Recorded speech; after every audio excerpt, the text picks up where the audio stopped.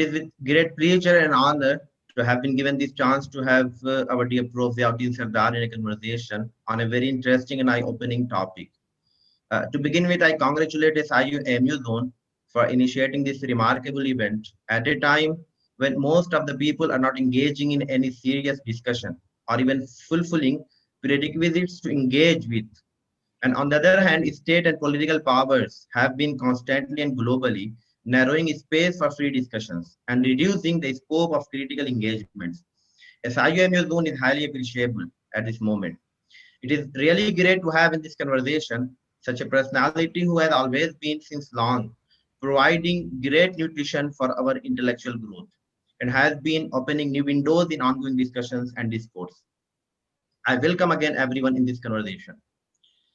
Professor Dar, we have been hearing of different names when it comes to defining the time. So we have been hearing of medieval time, modern time, and even postmodern time.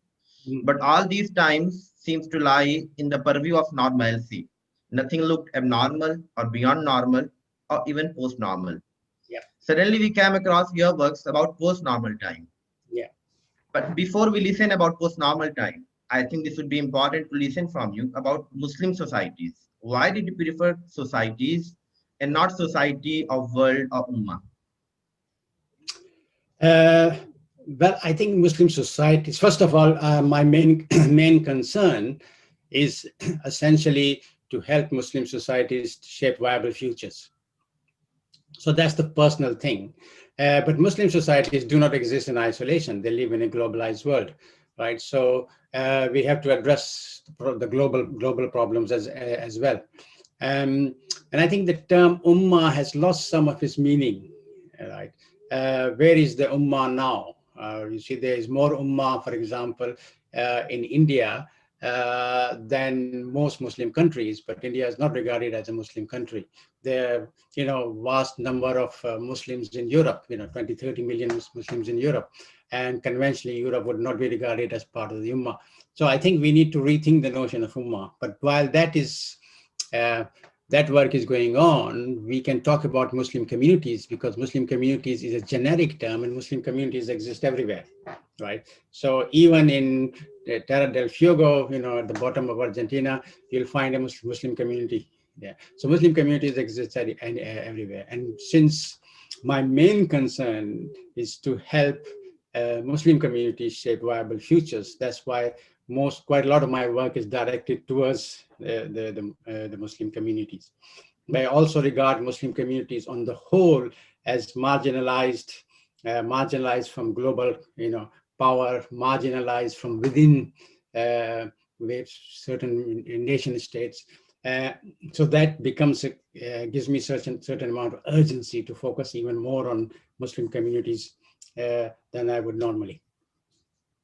Yeah. What is this post-normal time, Prof? What makes it as a distinct juncture of the history? What is so different in what you call as post-normal time? Yeah. So if you look at some of the things, some of the changes that have taken place over the last last 10 years, some of the main things that have come to the forefront, you will notice that they are not things that have happened in history. For example, the notion of the Anthropocene, that over human activities can now have an impact on the ecology and geology of the earth. See, so that's never happened in history. That's not a normal thing. Normally, human communities have not changed, the geology, ecology of the earth, right? So that's a unique thing. We haven't seen, for example, the mass extinction of species at the level that we are seeing now in the last. So that's not quite normal. The emergence of artificial intelligence, right? We've never had intelligence that can match human intelligence, let alone exceed it. So that's something quite unique and has not happened in history, and therefore it is not quite normal. The power that social media gives you now. So in an instant, an individual can reach millions of people, right? Just in an instant like that. That kind of communicative power we've never had in history. Throughout history, we have assumed that truth is absolute, right, from Socrates, right? Now we find ourselves where the truth is regarded as relative. In fact, we are in a post-truth age, if you like, right, where truth is constantly being questioned, right? Then there are fake news in the social media, disinformation, alternative facts, and so forth. And also things we took for granted that would work. So economic theory and capitalism we thought would always work. It was the normal that they would work. Now we know that do not work. And many of the disciplines, right, are becoming increasingly irrelevant. So conventionally, what we thought was normal, right, it does not exist anymore. A great deal of what was normal either doesn't exist or does not work anymore, right? So we are in this kind of period where, I mean, we are caught in between. It's post-normal times, the in-between period where the old ideas and convention and paradigms do not work, but the new ones have not emerged to take their place. So we are in transitionary period. So this is why we call it post-normal times. We are beyond what we conventionally regard as normal, and we are moving towards an area which is beyond the that normality. So it means we can define post-normal time as the in-between period where old orthodoxies are dying and new ones have yet to be born, and very few things seem to make sense, isn't it? Exactly. Yeah. But what precisely would you mention as features of this post-normal time? That's an interesting question. So the post-normal time essentially is a theory of change, right? So it's what it is looking at. It's looking at not just how change comes about, but how change itself is changing. And that's the important thing to realize, that nowadays change itself is changing to a very large extent. So we are facing accelerating change. Things happen faster and faster. Speed has become very important, right? So change happens very rapidly. If you just compare, for example, what happened in the last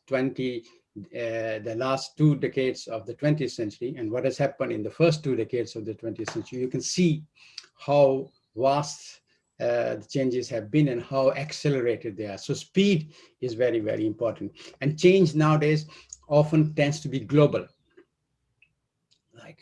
While at the same time, it can be very local, right? So scope and scale. So something that happens, say, in America can have a big impact globally, right? Even a single tweet that may be sent from an obscure part of the world can have major global consequences. So change is not just faster, but it is also impacting the globe as well as locally. So speed, scope, and scale of change have totally been transformed, right? And finally, change is happening simultaneously. Lots of things happen simultaneously. So when uh, uh, the virus hit COVID-19, it was not just a pandemic. It was not just a health problem. It also instantly became an economic problem. It also became a problem of travel. It became problem for some people who had no job, and they were isolated. It became a problem of survival. Yeah. So the change came along at simultaneously a number of different dimensions and factors. So what we call the four S's. So these are the drivers of change in post-normal times. This is how we describe post-normal change. Post-normal change it has emphasis on speed, scope, scale, and simultaneity. Now, if you have, let me finish this part of the thing. If you have these four S's working together, then there are certain factors, right, which then shape or give definition to what post-normal times is. So if you have that one of the first things to note is that if you have that kind of change, which is simultaneous, instantaneous, global, local, and accelerating, you're going to have a complex situation. So the world is becoming more and more complex. So complexity has become the norm, right? Complexity means things are interconnected, right? There there, you could have positive feedback. And if you can have positive feedback, things can become chaotic as well. So complexity and chaos then become the two of the main factors of post-normal times. And finally, the contradictions. If you have things happening so rapidly, so fast, there are lots and lots of contradictions. People just, by contradictions, I don't just mean people disagreeing, I mean logical contradictions as well. So the post-normal factors that define what's going on are contradictions, complexity, and chaos, with what we call the 3 C's of post-normal times. So that's what makes it, if you like, unique in many respects. Prof, you have written in your book that uncertainty per se generates ignorance. In post-normal times, uncertainty and ignorance shape the zeitgeist. So can you please explain this a little bit for our audience? If you have simultaneous change, we have complexity, and systems are complex, governance is complex, culture is becoming more complex, communication is networked and complex.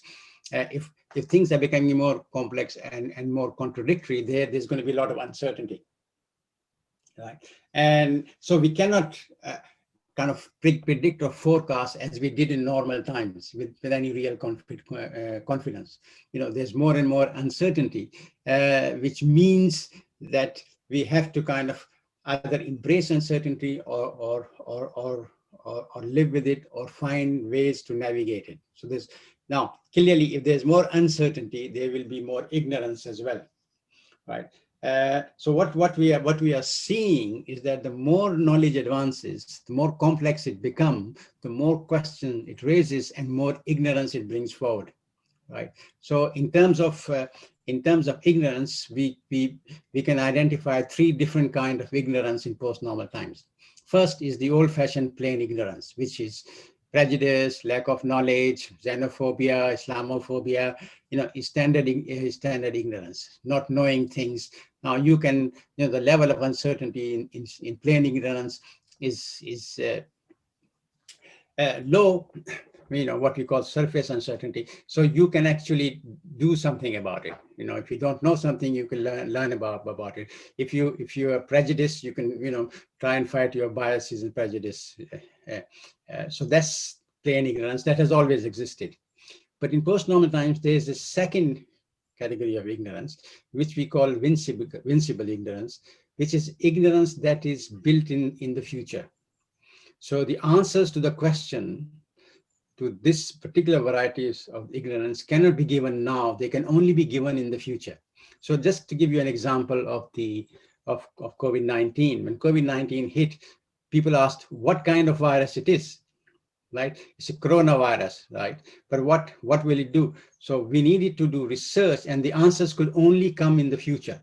Now, fortunately, that future was very short. Within 3-4 months, we started to sequence the genome. We started to see how the virus is shaping, and then we kind of started working on vaccines. Now, for example, we do not know the long-term impact of the vaccines. Will they give us immunity down the line, or would we need, regular shots of the vaccine every year? Right? Is coronavirus going to be defeated, or is it going to be here, something that we have to learn to live with for the, for all our futures? Now, the answers to these questions only lie in the future. So we have what we call vincible ignorance, a kind of ignorance. And there's a third variety of ignorance, which we call invincible ignorance. And that is the ignorance that traps us within our basic assumptions and paradigms and principles. If, for example, I was watching Sky News, and there was this woman who was standing outside the hospital, and also people who were getting vaccinated, shouting that, thank God for Jesus, I am not going to be infected by the virus, and the vaccine, is a hoax. Now, that kind of ignorance can only be overcome if she changes her paradigm, her perceptions, right? So that is very ingrained. But take a bigger example. Yeah, take capitalism. Capitalism is based on certain assumptions. We of free market, that we are all selfish individuals who want to increase our profits perpetually, right? Uh, Now, if you want to move away from capitalism, we have to ditch these basic assumptions of capitalism, of the free market economics. Now, if we don't ditch them, then we are trapped in this, what we call invincible ignorance that does not allow us to think outside it. That's why a very famous economist whose name I forgot has said that it is easier to think about the extinction of human beings than to think about alternatives to capitalism, because we are trapped in the paradigm. So that's what we call invincible ignorance. Now, all these varieties of uncertainties and ignorances have become dominant in post-normal times and will continue to increase. With the emergence of artificial intelligence, with the dominance of post-truth, and all the other different things that change is bringing at us, and technology is bringing at us. All this will increase and enhance three varieties of ignorances and three varieties of uncertainties. Listening to you, Prof, it seems that one of the main areas where this post-normal theory is focusing will be about future. So what is the relationship between future studies and post-normal theory? But post-normal times actually emerge from future studies, because I've been doing futures for a very long time, for 30, 40 years, which is what we do. I mean, we do workshops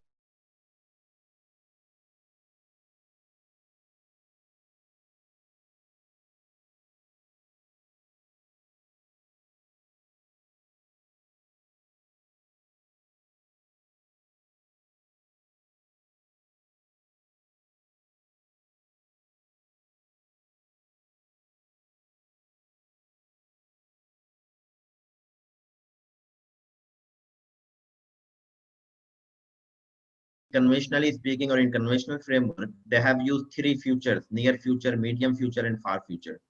But in your book, you have criticized this typology or this division of the future, and you have proposed something else. So please, we'd like to hear about that.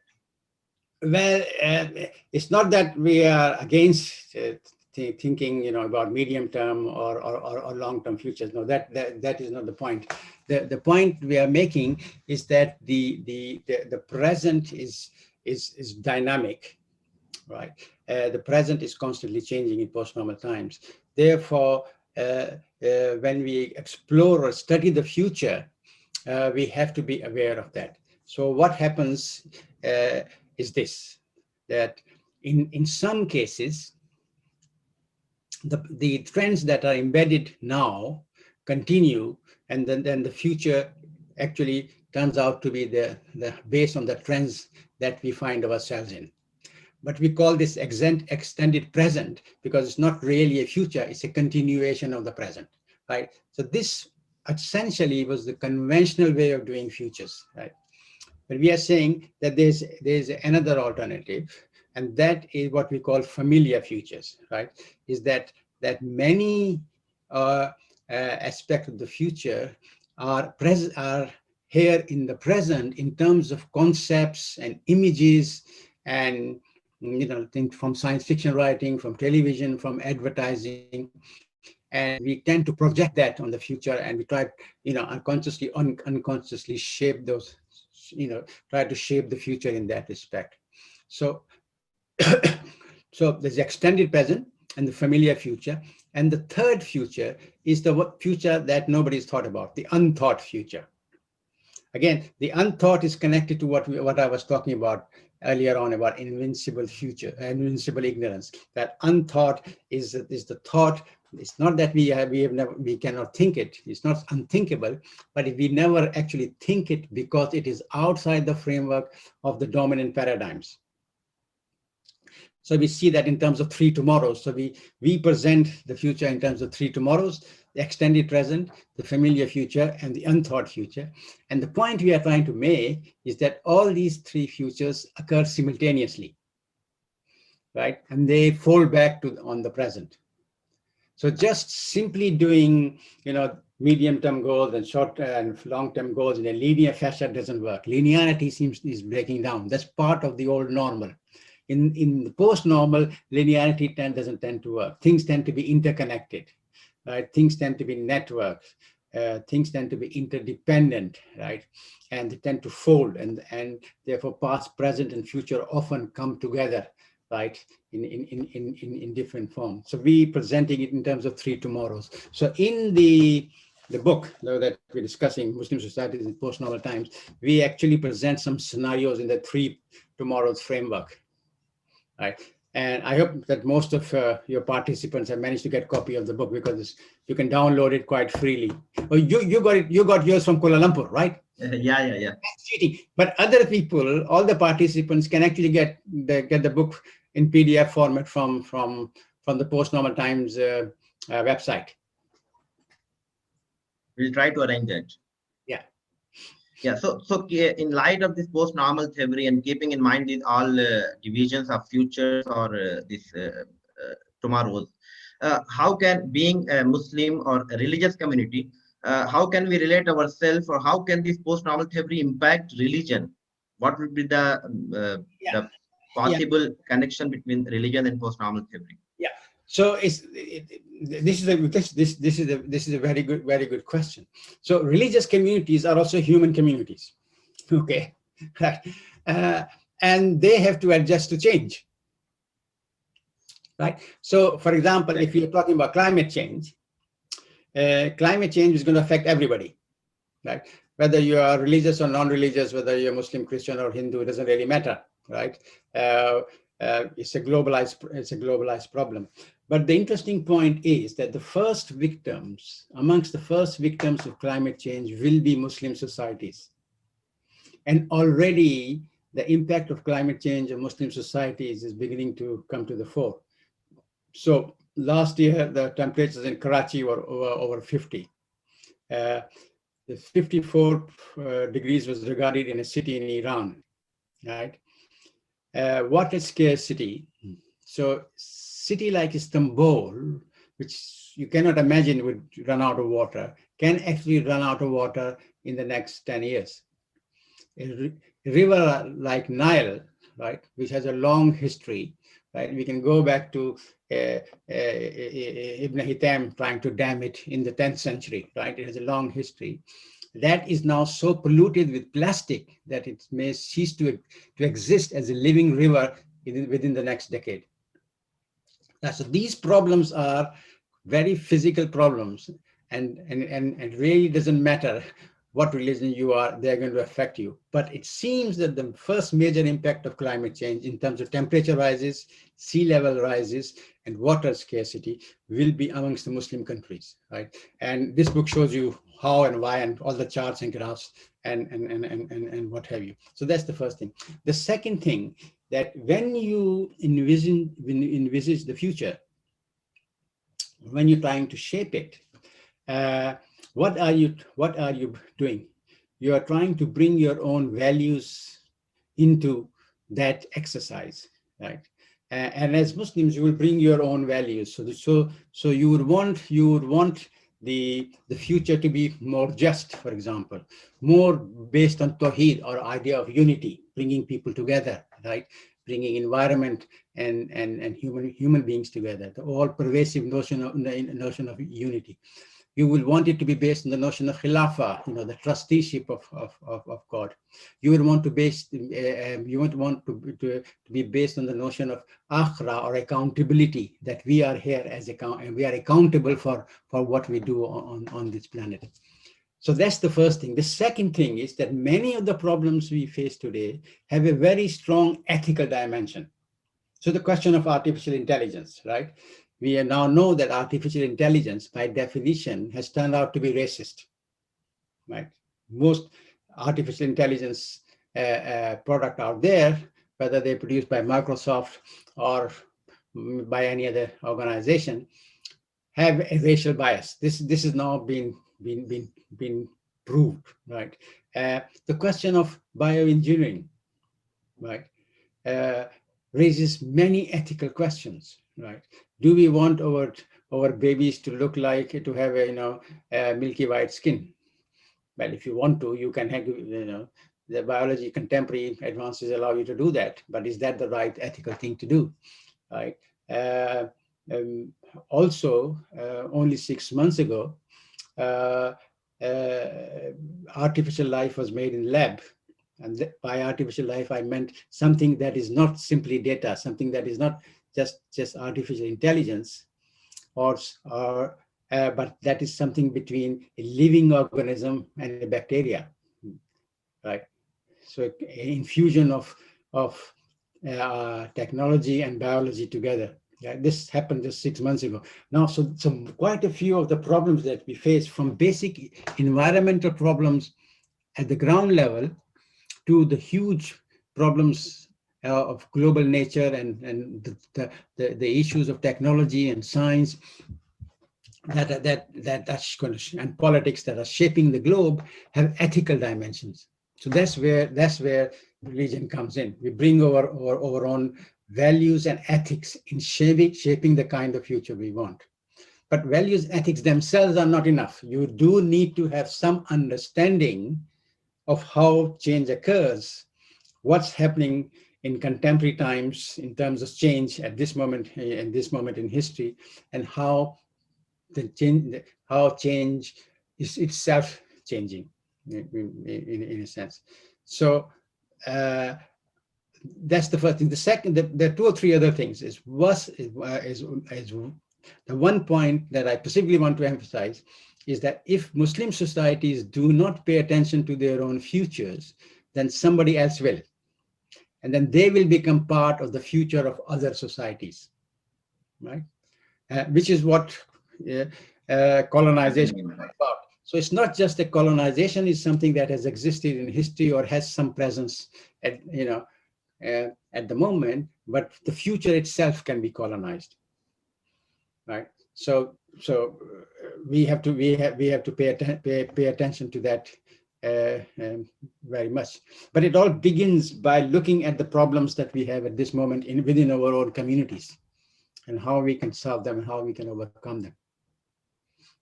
In conventional future studies, Prof, it is often said that thinking and explaining future begins by examining and analyzing trends. And it seems that trends are the same things which set the direction.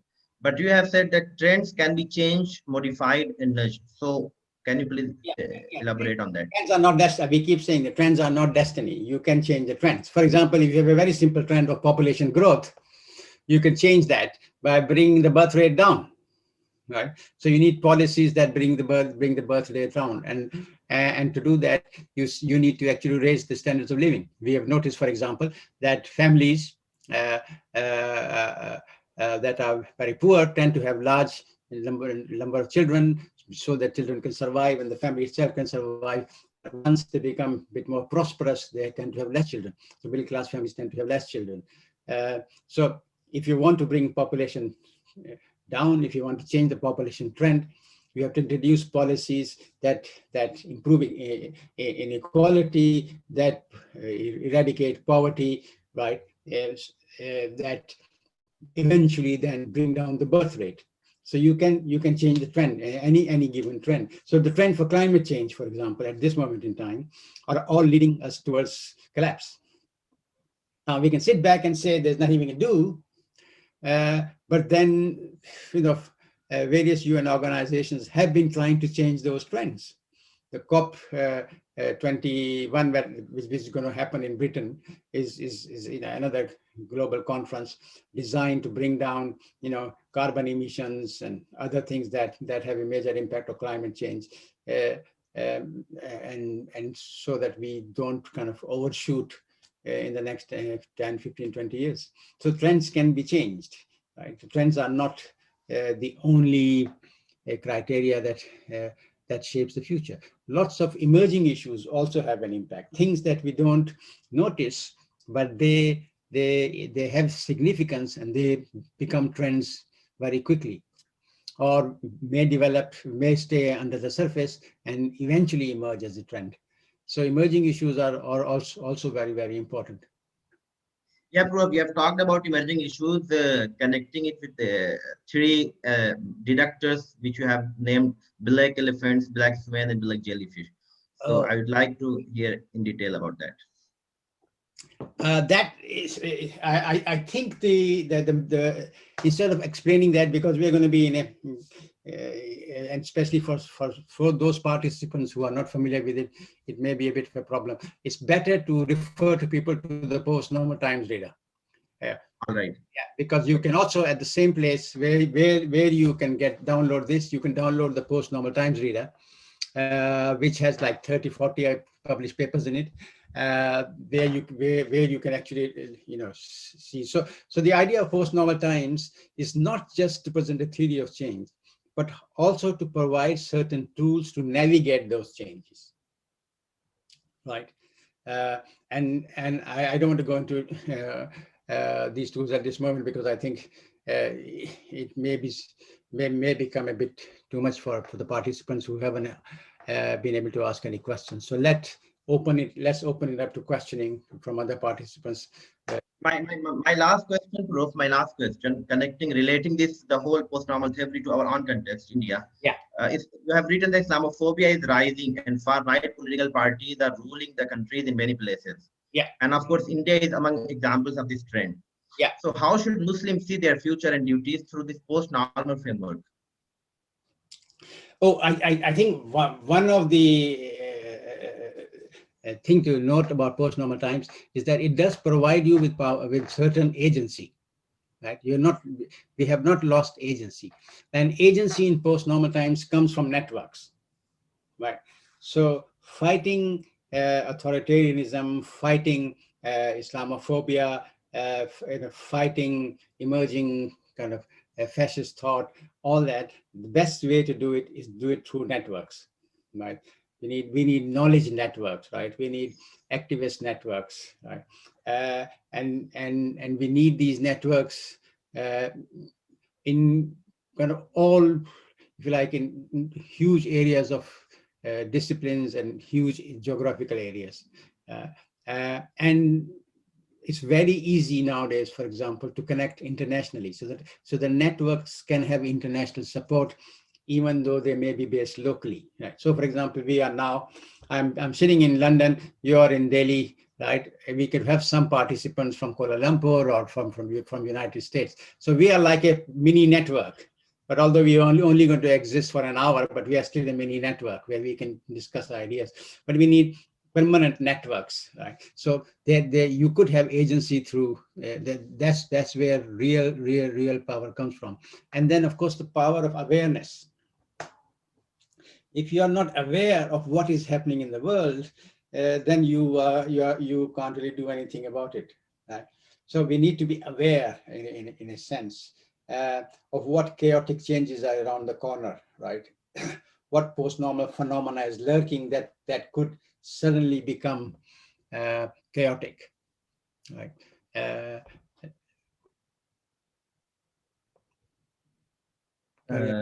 Maybe take some questions from audience if they have, please. Yeah. How long do we have? Is it going to finish at 1:45 or is it going to finish at 2 o'clock? Yeah, we have 5 more minutes, Prof. 5 times. Okay. All right. Does anybody want to ask any question?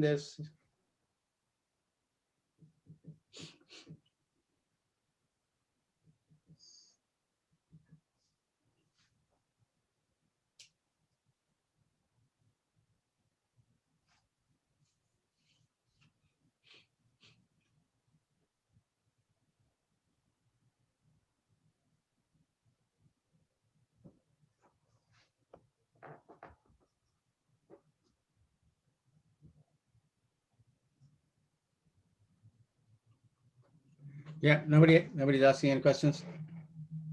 Yeah, I guess everybody has understood it completely. Yes, yeah. Okay, so I mean, let me then give you some concluding thoughts. Is the 2 or 3 points that I want to emphasize is that the world is changing and it's changing rapidly, and the nature of change is self-changing, right? That means that things tend to happen very rapidly. The speed is very high, scale, at a local level, scope at a global level, and simultaneously. Things happen, with speed, scope, scale, and simultaneously.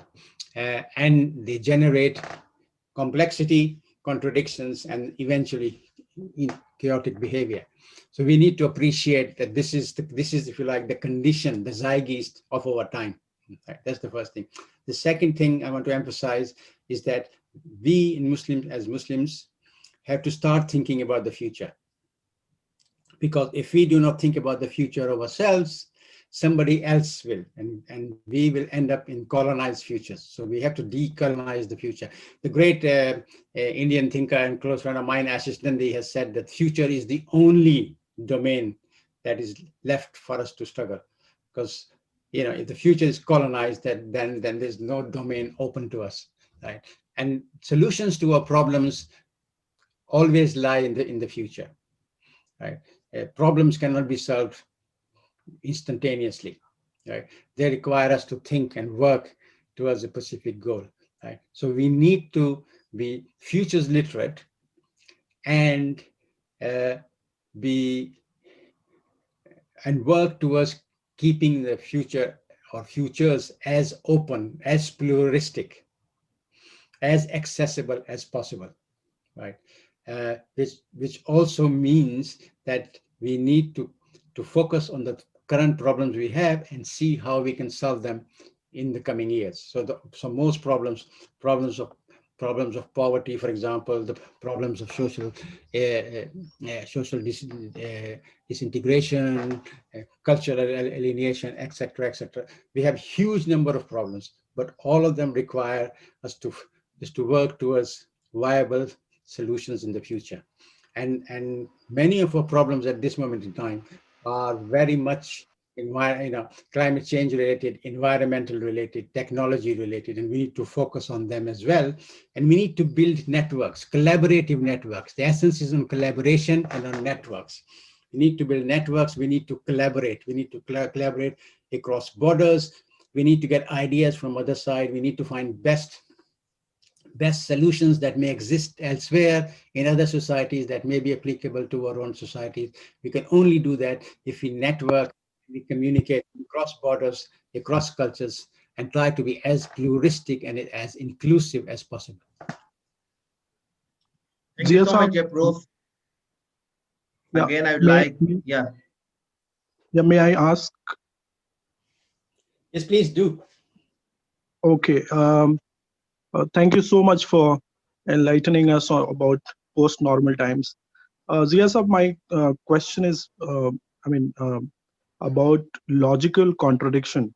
Do you think logical contradiction gives birth to what aboutry, or logical contradiction also gives scope to post-truth? Well, first of thing about logical contradiction is the logical contradictions cannot be resolved, right? They can only be transcended. So if you're trapped in logical contradictions, then it's possible that you may become more and more extreme because you don't see a solution, and the two opposite of the logical contradictions can create their own ghettos. But the only way to move forward with logical contradictions is to transcend them and create a new synthesis, right? And that's part of the challenge that we face, that we have so many logical contradictions out there. For example, we have never been more connected in history than we are now, yet we have never been more lonely than we are now. Only a study published literally 3 weeks ago has American study. I was looking at a long paper, very detailed data, showing that loneliness in the world has increased. People are more isolated and more lonely than they have ever been. Yet we have never been more connected. People will spend hours on the social media, but would not say hello to somebody they meet in a lift, right? And they will spend hours talking to complete strangers on the social media, right? So there are so many logical contradictions. The only way to deal with these logical transitions is to transcend them, because they cannot be resolved. and by creating a new synthesis. And that's the challenge we face. And part of this challenge is also the ethical challenge. We need to bring our own ethics and values in how we synthesize these things into viable options for the future. Right. Thank you so Thank much, you. bro. At the end now, I would like to express my great pleasure and overwhelming gratitude to organizers for arranging this wonderful event.